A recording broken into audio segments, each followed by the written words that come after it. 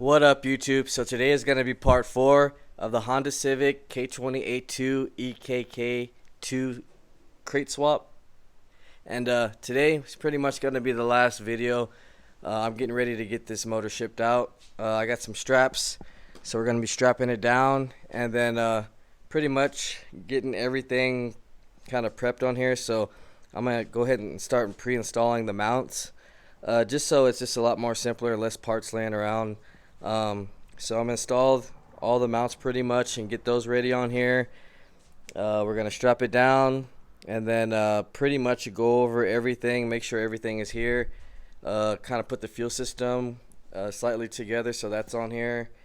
We'll connect the ECU and the harness and just get everything almost to where it's just ready to just swap in basically. So right now I'm gonna go ahead and actually start getting the mounts on. I still got to take the rear T-bracket off, and then we're just gonna start getting these mounts together and get the pedals all on here, get it strapped up, make sure we don't miss anything, and then that'll pretty much be the ending of this video. Still got to install the half shaft as well too, so we'll get that back on here and go over everything one more time, just to show you guys what you actually need for a K-swap. And that's pretty much going to be it. So I'm going to go ahead and start getting these mounts installed and get all the rest of the parts, and then we'll come back and kind of explain everything that you need for a K-swap. Alright, so we're back now and we got all our mounts pretty much in position. Got the passenger with the bracket, the rear, and then actually that's driver side, this is passenger. So passenger side with the bracket over here, and then I put the rear mount on the subframe already, so that's already ready to go.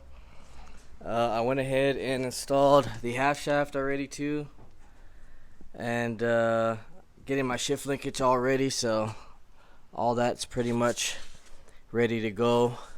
We're using an aftermarket shift box, so it'll be pretty simple installation. You just got to drill a couple holes.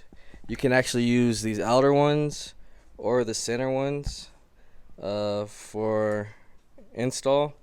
Just make sure you cut the little piece on the shifter. There's a little round piece around the shifter. You have to flatten that out in order for this to go on. So pretty much got our shifting, half shaft, axles. So these are RSX base model axles, not Type S. Base model is 32, Type S is 36. These are our hoses for the front. I'm gonna go take the stock hoses off for the heater hoses right now. Other than that, let me see, what do we have to do next? Pretty much I'll probably start putting the fuel system together, so that's pre-done, and then I'll show you guys how to connect the ECU. I'll get the ECU connected as well, and after that I think we're pretty much done. I can put the headers and everything onto the pallet. We can start strapping everything down, and I guess that'll pretty much be the end of this video. So I'm gonna go ahead and start knocking that out, and then we'll come back. Alright, so we're back and we're gonna start off with this, our fuel system. So I'm gonna show you guys how to run a basic fuel line system for a K-series. So this is a fuel regulator. You need the fuel regulator on a K-swap. Unless you're doing a bar, the fuel regulator is inside of the gas tank, so you're not gonna get regulated fuel unless you have the RSX gas tank. So the reason why is because most B-series, D-series swaps come with the fuel regulator on the actual fuel rail, which it regulates and then goes into the tank itself. So this is the reason why we're doing it like this. So this is my inline filter. I usually delete the stock filter, and this is just going to be my feed. So this is going to be the main line. It's going to feed through, regulate through here. This side is going to go to the actual fuel rail, and then that's pretty much the regulation part, and then this is just going to go to your return. And it's pretty simple. You can do it either way too, if you're running feed from this side and return, or and then feed into the motor like that. Either way is fine, but I just like to do it from this side, from left to right. So we get flow over here. This is your adjuster up top, and you usually want to be around like 44 psi. So we got that going. Let's go ahead and start just connecting the ECU. So remember how, if you guys are watching my other videos, the main two plugs are closest to each other. So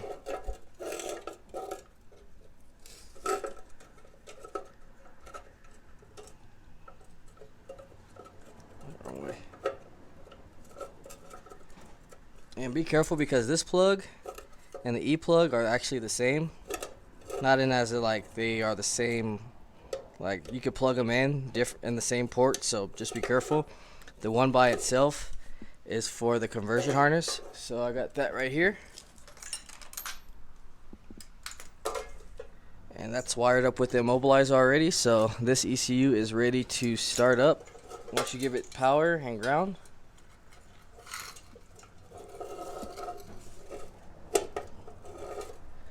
Alright, and then C101 plugs up to C101.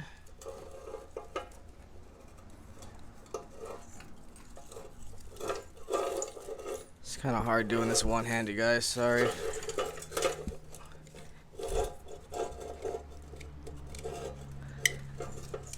And then pretty much when you get your chassis, or when you're swapping onto your car, you're just going to plug this one in, and then this other plug goes onto the passenger side, and that's pretty much it. And then we got 3 grounds that we're gonna put into the swap. So you want to ground your transmission, your intake manifold, and a ground on the side cover.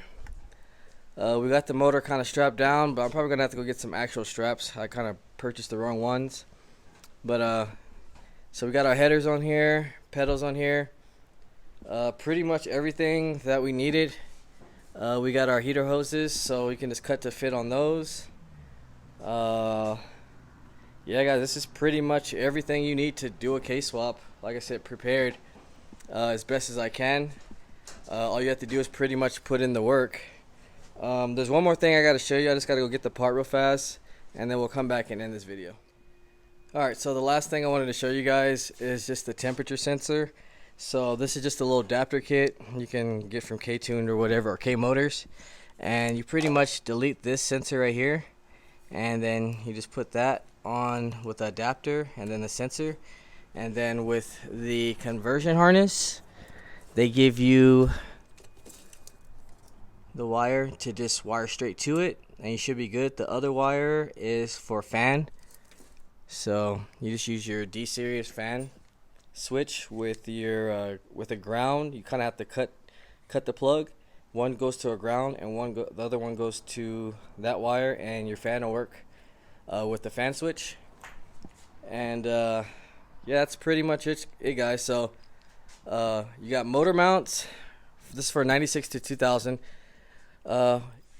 ekk2 motor mounts, rack and pinion. We did a manual rack and pinion on the subframe.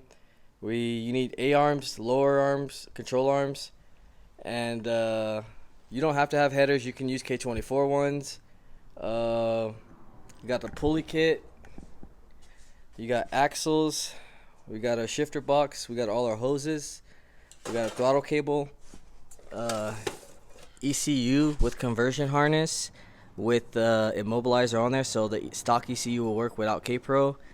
We got our 32mm axles, our O2 sensor as well. And remember, Type S takes a wideband O2 sensor, so a base one won't work. And 05 and 06, 05 to 06 has a different O2 sensor from 02 to 04. Other than that, like I said, stock half shaft, just aftermarket intake, pretty much stock harness, hybrid conversion harness, and EG DC pedals. And that's pretty much it, guys. If you guys have any questions, you can hit me up on Instagram under rarewitted_. Hit me up on here under the comments, or you can email me at honda.mike1988@gmail.com. If you would like a swap or would like to ship your car to me, just hit me up. Other than that, guys, I'll see you guys on the next video.